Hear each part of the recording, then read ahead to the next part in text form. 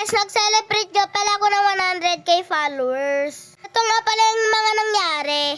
Una, pumunta muna kami ng Goldilocks, guys.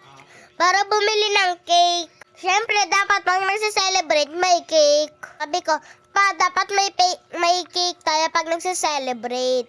At agad-agad nga palang lumipad ang aming team sa Goldilocks. Ikaw ba yan, Maring Jessica? Char. At yan na nga pala guys na mamili na ako ng cake kung anong flavor. At ang napili ko yung round cake na chocolate. Kasi nung nakagahapon, nag-cake na din kami ng milestone ni baby.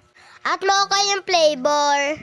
Lahat naman ng flavor guys, masarap. At yan yung napili ko, chocolate, kasi yan yung favorite ko. Alam nyo na guys, I love chocolate.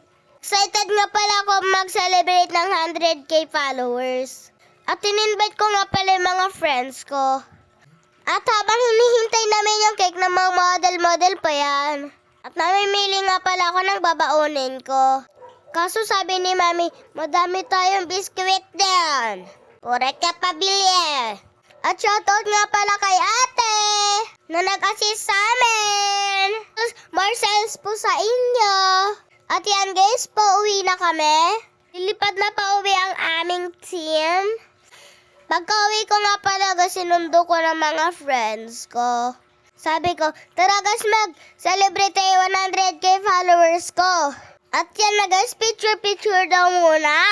At yan, nag-picture din kami ng mga kaibigan ko. Siyempre, dapat may picture-picture muna. At yan na nga pala guys, tapos na kami mag-picture. Ano ba yan? Ang daming picture. Tapos sabi ko, kainan na. At ito na yung favorite part namin ng mga kaibigan ko guys. At yung simpleng pinagsaluhan namin. Nagluto lang si Mami ng spaghetti para sa amin. Siyempre, trinate ko na din mga kaibigan ko. Libre merienda for today's video. Ang siya ng bonding namin guys, magkakaibigan. Ganyan din ba kayo magkakaibigan guys? At pagtapos namin kumain, siyempre, hindi mawawala ang TikTok.